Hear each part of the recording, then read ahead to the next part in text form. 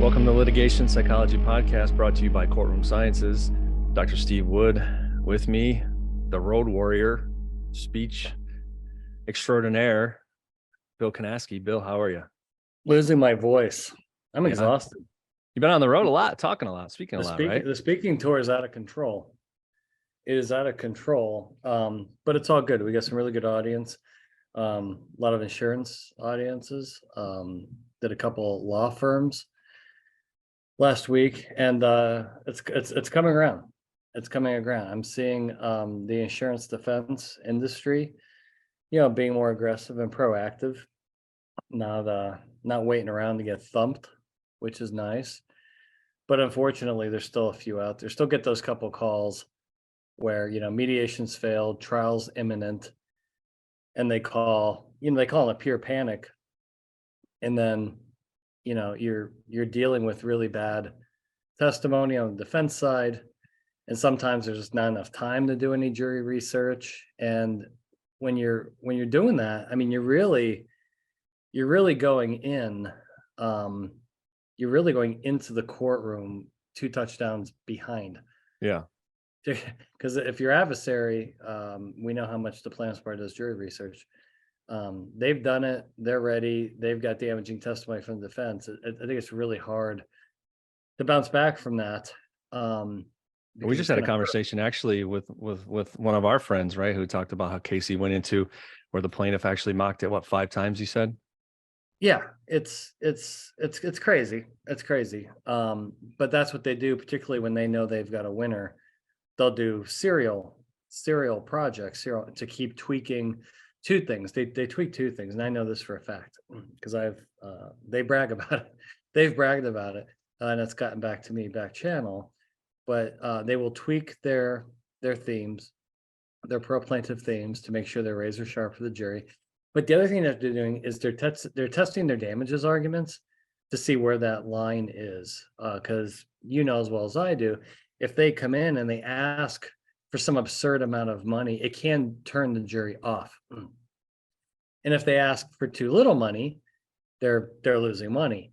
And so they will adjust their damages arguments and demands to the mock jurors and see what type of response they get, and then they'll find the sweet spot. The one from Cook County, Illinois, I think it's like 3 or 4 years ago. I think it's the biggest verdict in Cook County in state court, which is like $132 million.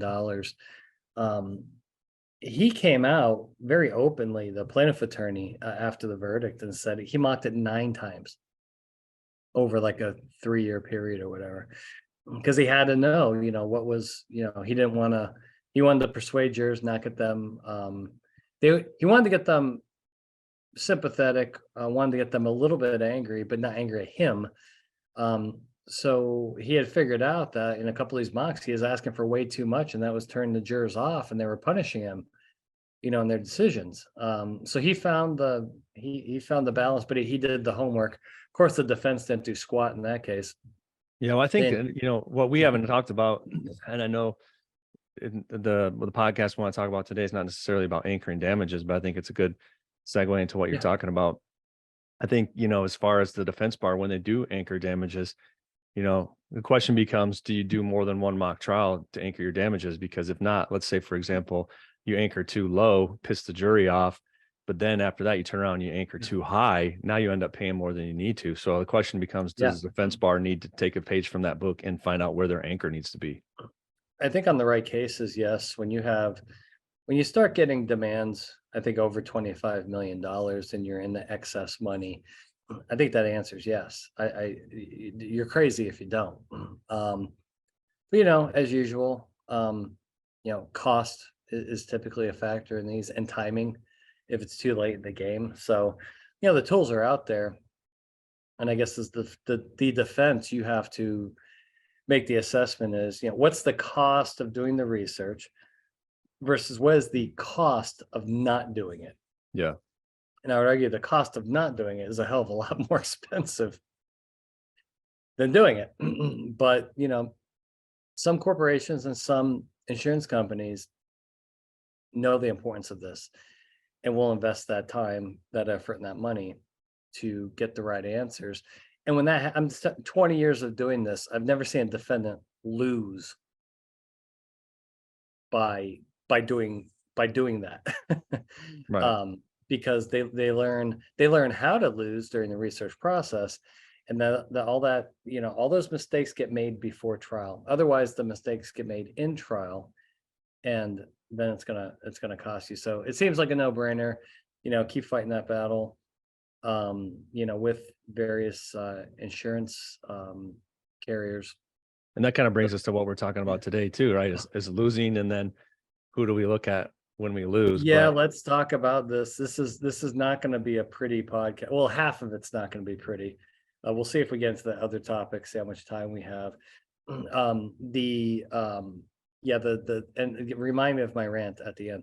I want to start with the rant because I think this topic is kind of a rant in itself. It is. But okay, so I posted this on LinkedIn the other day, and I posted jury consultants, secret weapon or scapegoat. Now, we've both had these experiences. I've had more than you because I'm an old man now. And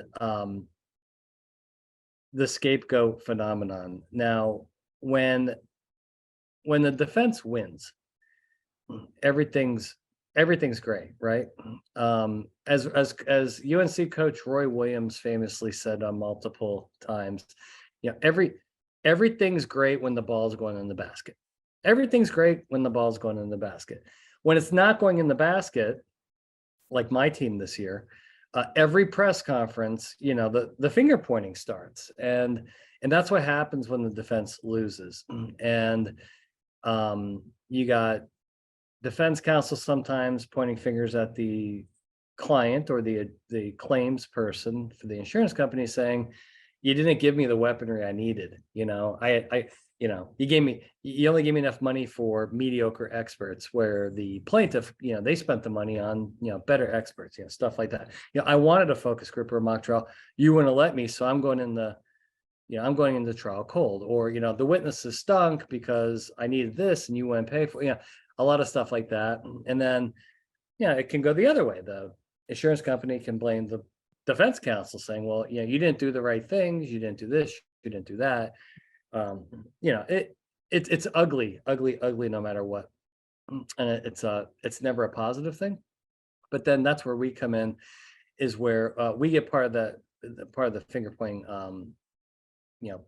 process. And so now, knock on wood, luckily enough, I haven't had, again, when things are done the right way, I haven't had a client do things the right way, go all the way to trial and just get thumped, because it just doesn't, the odds of that are really, really low if you do things the right way.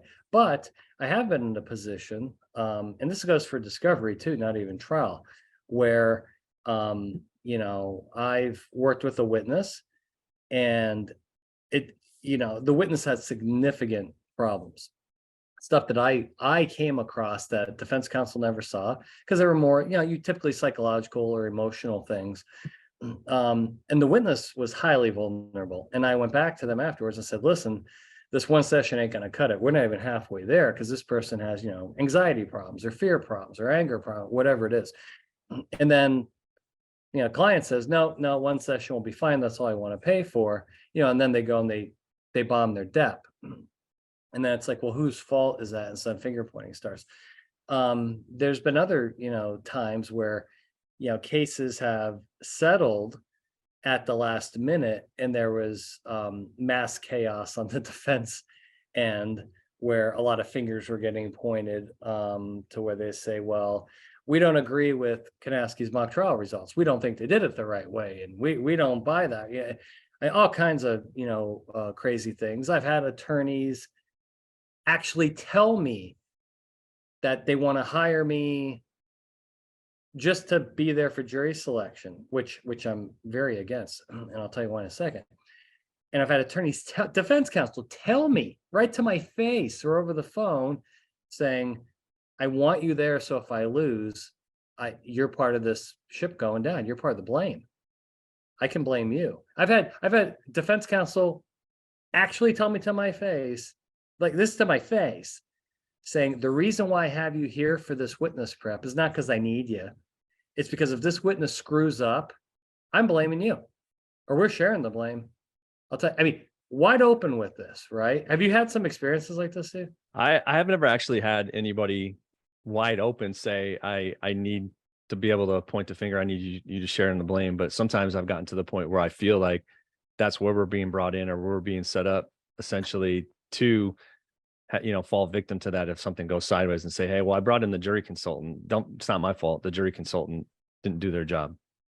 Yeah. So let me, okay. So I'm going to tell our audience right now, if you need help with jury selection, okay, and you have not done any jury research at all, you just want one of us to show up for jury selection, okay? Don't bother calling, because I'm not doing it anymore. I'm not doing it anymore. Now imagine this. Let's have an analogy, right? Say, Steve, say your wife, okay, for whatever reason, okay, has to have major heart surgery, and you go to the cardiologist. Cardiologist says, hey, I got to call in the surgeon, whatever, and there's a team meeting, right? Your wife has to have surgery.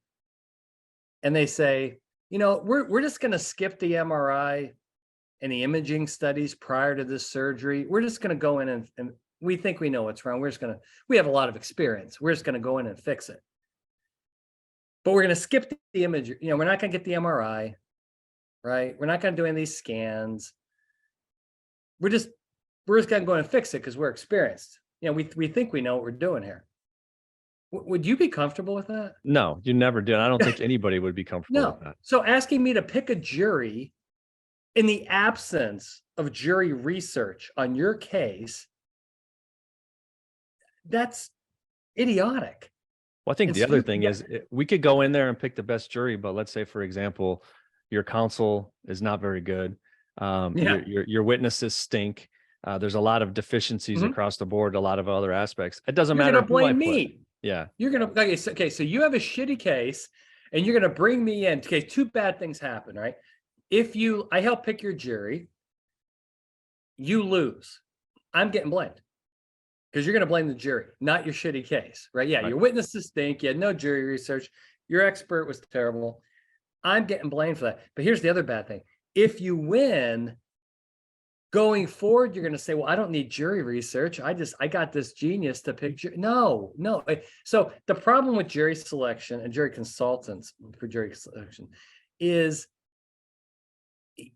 you give more credit and more blame than really, because if you pick a good jury and you win, well, jury selection was part of that win. It wasn't 50%. Your witness performance, right? Your themes, your opening statement, your experts. I mean, there's a lot of things going on. And while it's important, it can't get too much credit. But at the same time, if things go south, it shouldn't get too much blame either. And I see that. I see more and more. Well, you and I had a case. Again, we're not going to tell you who it is, obviously. We're not even telling you what state this is in. But it was very clear. Let's just say the corporate client and insurance client, right? They were on Team Bill and Team Steve. The trial attorneys, not so much. They didn't like working with us. They thought they knew everything, right? And we did multiple jury projects. And then when it comes time for jury selection, right, which is a pretty intimate relationship you have with defense counsel because everything's on the line during jury selection is so important. All of a sudden, right, he's demanding one of us be there. Right. Demand now. Before there was no demand. Before it was get these guys out of here. Before it was, we don't need this focus group. We don't need this mock trial. I know how to. I don't need you. I've been trying cases for 30 years, but now all of a sudden you demand us be. And ready for this? Well, I'm not. No, I'm not going to say it because it's going to give it. I'm just saying that case ended up settling, but you see what's going on here? Yeah. You just wanted me there, so if you lost, you're going to blame me. Right? Okay. I mean, no one wants to talk about this. That's exactly what happened. So, couple parameters going forward this is for defense counsel and for our insurance audience, right? It's if you want to hire a jury consultant to help you pick your jury, and there's been no jury research done, the only thing the jury consultant can do, that's me, that's you, is use our general experiences and knowledge of jury behavior, which may not apply to your specific case because you have unique case facts, right? Right. I mean, if I know what types of jurors we're looking for and not looking for because we've done the jury research, that translates into jury selection. You pick a really good jury. Otherwise, my jury experience in Miami, and now you're dragging me to Des Moines, Iowa, and saying, yeah, well, no, it doesn't translate. And I see that scapegoat thing happening. I also think that maybe clients and maybe even defense counsel that don't understand that the importance of the jury research in aspect to our decision making, because and Steve, why don't you talk a little bit about this? Is the types of things we're looking for in the research that helps us design the voir dire and gives us that kind of unique, like we have the generic pro plaintiff profile, but that may not apply to all cases. Tell me how like the unique juror profile is so important to the actual jury selection.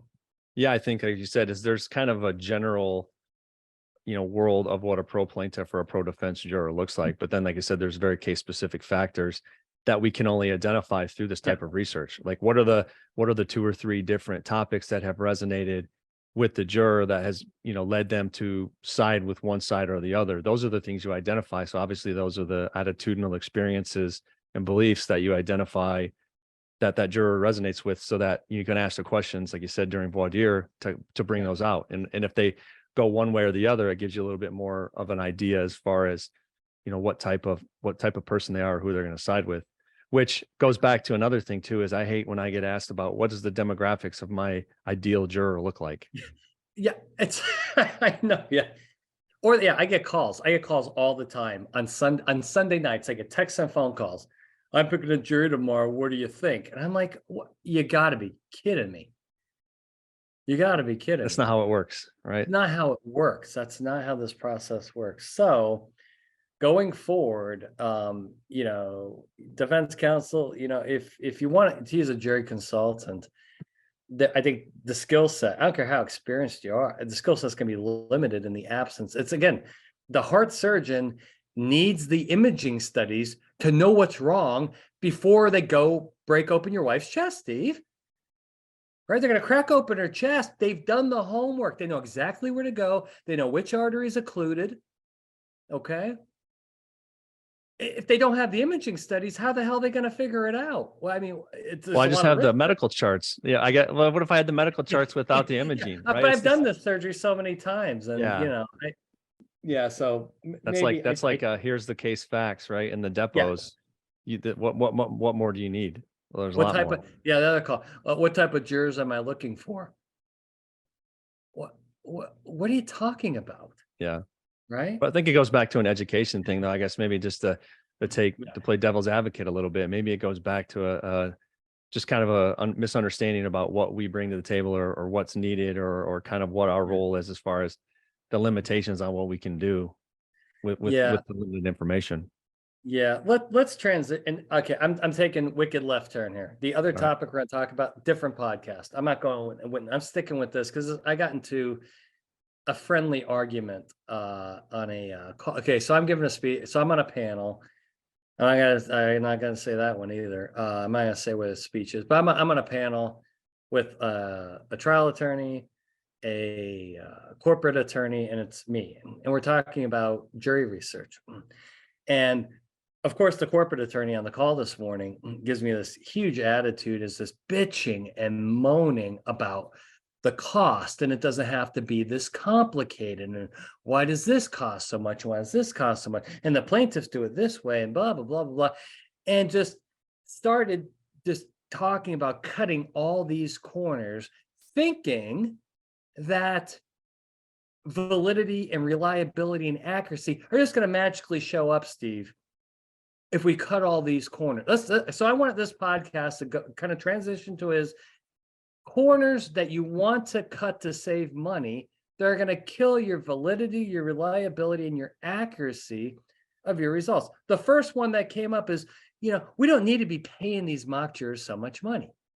I mean, just throw somebody $50, have them sit there and give you your opinions. And we don't need to be, using a recruiter. And, I can get people, she's talking about doing things with family members, friends. I can get a group of people from the office and run this case by them and get valid data. And I stopped her. I'm like, are you out of your mind? And she looked right at me on the Zoom and she's like, well, I don't know if I buy all this science stuff. I'm like, oh my God.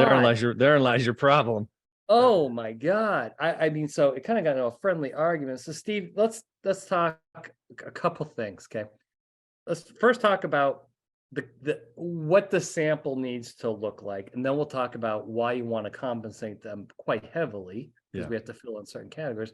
But talk to our audience about why you just can't go get 18 unemployed homeless people and stick them in your jury research at $25 a pop and a Starbucks card, how that's going to kill your results. Yeah, and short of us normally having to find any sort of surrogate panels, the idea is to always actually do it in the venue where the case is going to be, because you want to match the demographics, you want to match hopefully some of the attitudes, experiences, thought processes, and all those across the board, so that you have a panel that looks, talks, and acts like your actual jury panel.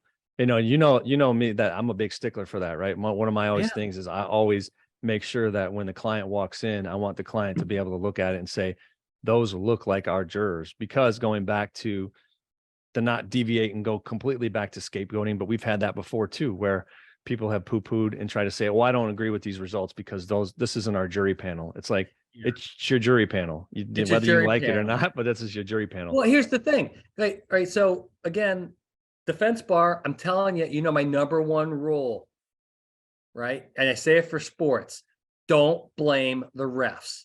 Look in the mirror, unless it's a Duke game. If it's Duke basketball, you can blame the refs all you want. Do not blame the refs. Look in the mirror. And you ready for this? So after nuclear verdicts, you see it online. Oh, these jurors are crazy. They've lost their mind. It's like, no.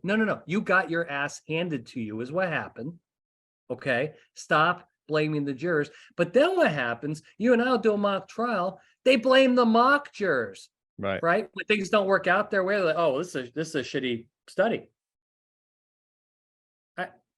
Yeah, but that goes back to why you have to want to match the venue, though. Why it becomes important, why you can't just get, like you said, the bums off the street, is why you have to have jurors who looked and act like your normal panel, so you can A, get your more valid results, but B, not be able to say this is why the results turn out way because it's a shitty panel. No, it's because the results are the results because maybe the case facts are bad.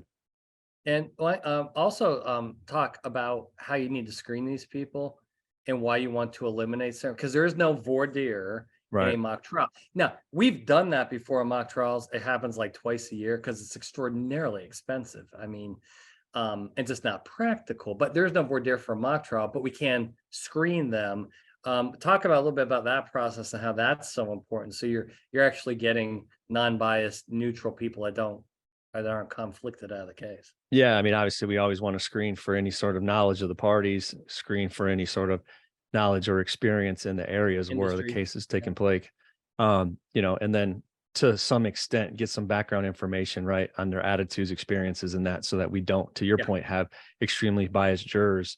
And I think that's why a lot of times we work with defense counsel to talk to them and say, what else should we be looking for? Like, what are these areas that are going to get somebody automatically struck for cause?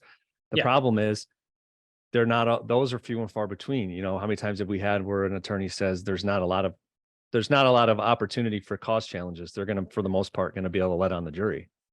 Yeah. Were you at the conference? It wasn't me. Were you the one at the conference where the attorney was speaking about jury research and said, oh, you could just pay him $50. You don't have to. Was that you? No, I don't think I would have. I would have fallen out of my chair. It was somebody had said that. And I said, but that got back to me, saying, you don't have to pay these people a lot of money. You just, for $50, they'll sit there for the day. No, they won't. You can't get people to take an actual job right now, Steve.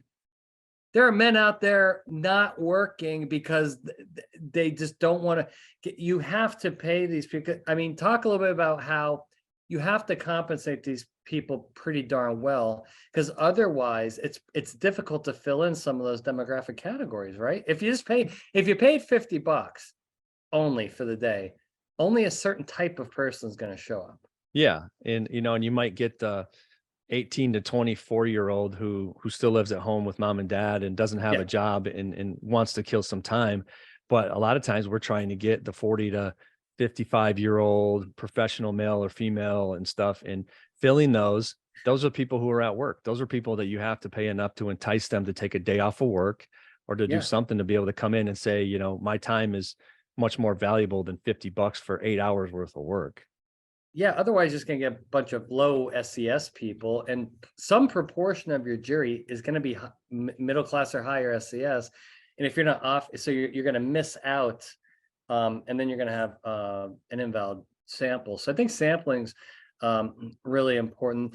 I think the content, right? So what you're showing to your mock jurors, I think the number one mistake I see is like, hey, we want to screw so this case is super complex, there's 2 co-defendants, we want to squeeze this into one day. Yeah.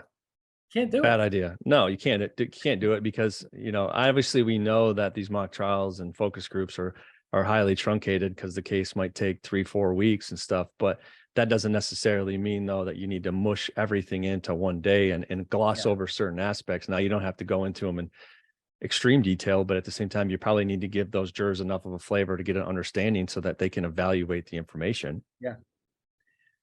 Yeah, But and that's what I see. And so you end up, if at the end of the project you have more questions than answers, yeah, it's going to be a problem. Another corner I see cut again to save money is you don't have you don't get a true trial attorney to put on your adversary's case in your mock. Yeah, you give it to, say, maybe some junior level person at a lower rate, and then they just get clobbered because they don't have as much trial experience, and you're not. Can you just talk about how the importance? So if you're the defense, how the importance of the quality of the plaintiff's presentation is, and if you have a weak plaintiff's presentation, your results probably are not going to be accurate. yeah, I think that's one of the things. Although we do work with a lot of good clients who tend to take their most seasoned veteran attorney who's been living the case inside and out and put them as the plaintiff attorney. I agree. But we've seen other times where they have had them play the defense, right? And then you bring in, like you said, a junior attorney to play the plaintiff. And then what ends up happening is you get a full defense verdict and you feel great about it going into trial and thinking that you have such a strong case. But that's only because the person on the other side who was presenting it wasn't putting forth the strongest case, wasn't arguing it quite the same way as plaintiff counsel. I mean, how many times have we heard that where you have a bombastic or very articulate and very, engaging type attorney on the plaintiff side, and then the person you have in the mock trial is someone who doesn't come remotely close to having any of those qualities. And I think there's a timing issue, because I think there's some, whether it be a corporate defendant or an insurance company, is, well, maybe the case will settle. Maybe the case will settle. Maybe oh shit, case isn't selling.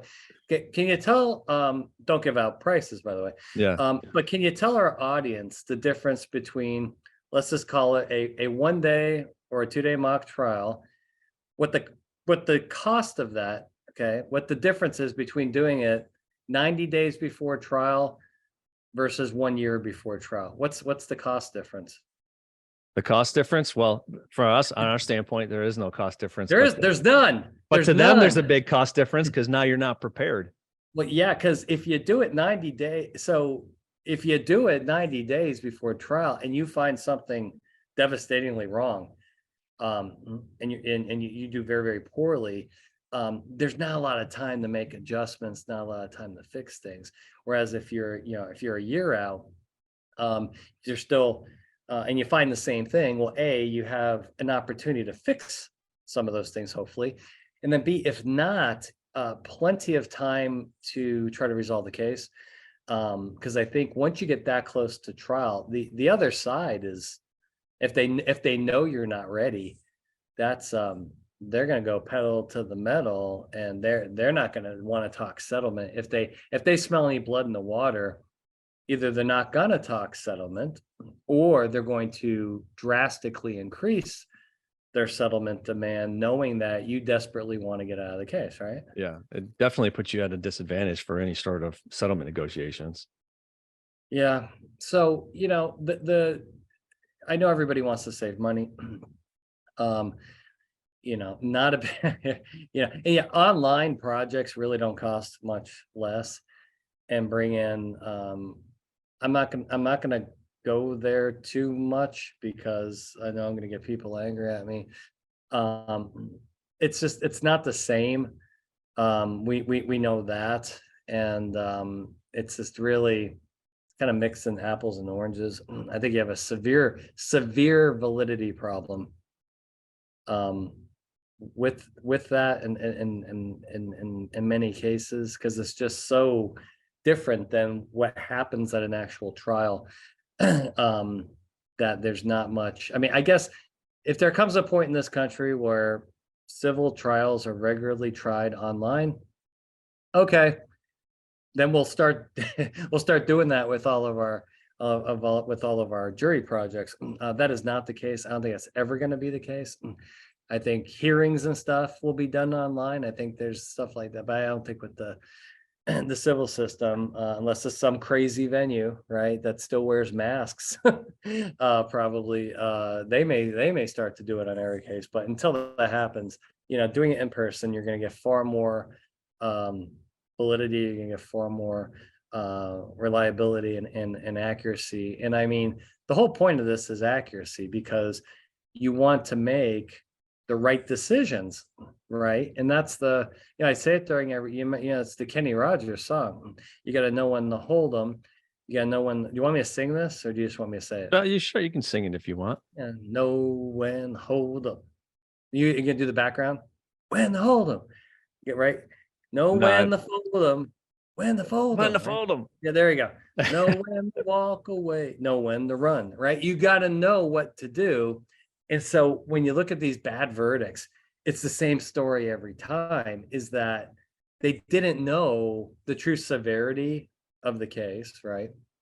And they went into this war without the proper weaponry, um, and they should have folded them, right? I saw this very interesting presentation. I got to send you this, by the way. It was on YouTube. It was a plaintiff attorney. I won't tell you who it is, but he gave a great presentation. It was a fantastic presentation. I will say that this particular plaintiff attorney, I have heard from a lot of defense attorneys, that is a great human being, does things the right way, gets big verdicts, is very reasonable to work with. So actually, defense counsel likes this particular plaintiff attorney, very popular guy. And one of his slides criticized the defense bar and defendants as a whole, saying the reason why I get a lot of these huge verdicts is because you guys don't admit a liability when you need to, because you don't do your jury research like I do. And there are so many cases where if you would just admit fault, the jury's going to come back with a reasonable damage awards. But then you idiots go and you deny liability, and you fight and you fight and you fight. And then I just rip you a new one in front of this jury, and they come back with a nuclear verdict.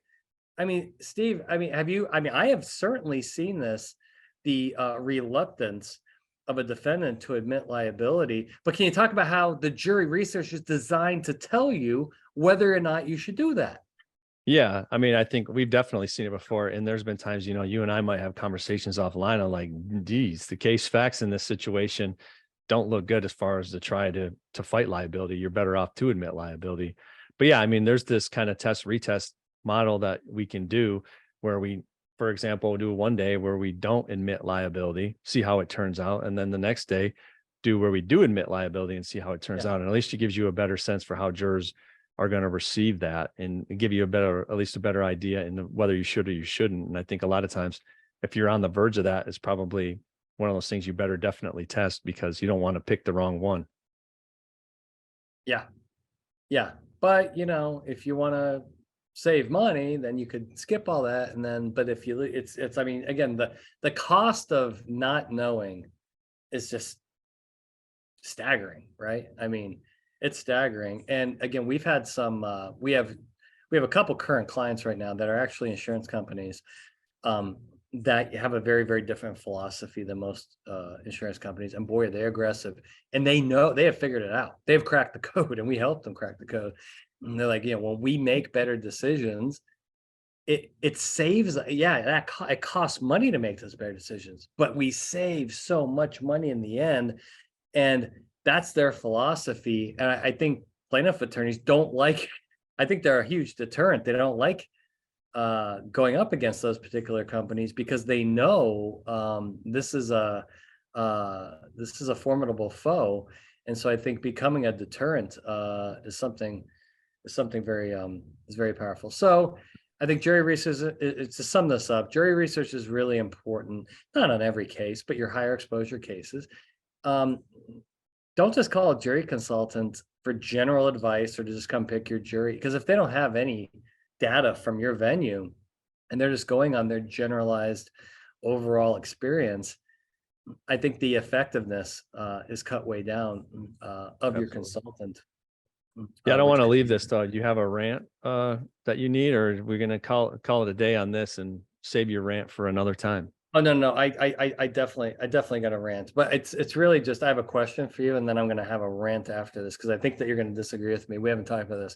All right. So, okay. So you're after your mock trial, you're after your witness prep, you're at the hotel restaurant, you order chicken wings, you go on ranch or blue cheese? Ranch. Okay. That's actually, no, I take that back. disgusting. Sometimes, I don't know. Sometimes I go a little bit of both, but I think ranch would Okay, be. let me get this off my chest. Okay, ranch is disgusting, and I knew you were going to say ranch, and that's why I was going to rant all over you. Ranch is disgusting, whether it be on a salad or on particularly the chicken. It's blue cheese all the way. This is actually more important to me. Remember the whole Brenda Smith cracker debate, the Triscuit? Yeah, Triscuit. Yes. Okay, you don't eat Ritz, right? Like 5-year-olds eat Ritz. Okay, adults, regular human beings, and people that have good taste and class, you eat Triscuits. It's the best cracker out there. This is not even debatable. You and I had this debate, And I won't debate that with you. So I agree with that. but ranch on wings. I know I just offended half of our audience, but I'm sorry. This is not even close. I do like a good blue cheese. Here's the problem. Honestly, just not on my Here's the problem, Steve. They look exactly like each other is the problem. And do you ever get it where, like, you ask, this is disgusting, right? I asked for blue cheese, and then halfway through the bite, I figure out, holy shit, this is ranch. And like, I want to spit food out on my plate. I knew this is where I'm assuming you had some experience where this happened and you were pissed about. It's gross. It's disgusting. It's like when I halfway, it's like you take that huge bite of a cheeseburger, and then you figure out, like, in the first 2 chews, you're like, oh my God, there's mayonnaise on this. And yeah, it just ruins the whole. I'm telling you, next time we go out to dinner, I'm gonna pay the wait staff extra to put mayonnaise and mushrooms on your burger. Yeah. I'm not falling for the banana in the tailpipe. Okay, I'm not doing that. What movie? Oh, I should know this, but I not right off the top of my head. Beverly Hills Cop, Eddie Murphy. Yeah. Just what? Banana in the tailpipe. Classic. Detroit Lions. Beverly Hills Cop, folks. See, our younger attorneys have no idea who Eddie Murphy is, probably, right? Those are some great stand-ups, Now it's Bill Burr and all the other one, but some Eddie Murphy, some early Raw and Delirious. That was okay. Well, the things Eddie Murphy did on that stage, he could not do on this stage. Correct. Yes. 2023. And Bill Burr pushes it to the limit. You're going to see Bill Burr, aren't you? I am going to see Bill Burr. Yeah. I'm very I'm highly jealous. I'm a little offended I didn't get a little invite there. Well, you can come up. I got an extra ticket, so you can find your way up to College Station. You can come. I may have to figure that out, because get some work in Houston and then drive up. Yeah, that's one of the few I listen to. I have like 6 different podcasts to listen to. He is near the top of that list, but I think it's a good podcast. We'll cover the witness stuff next time, but I think you wrap up and get us out of here. Sounds good. All right. As always, thanks to everybody for listening. If you need, check us out, courtroomsciences.com, podcast, blogs, all of that out there. Reach out to me or Bill if you need anything. We're always on LinkedIn. Like I said, we're always happy to talk. This has been another edition of the Litigation Psychology Podcast brought to you by Courtroom Sciences. That's it.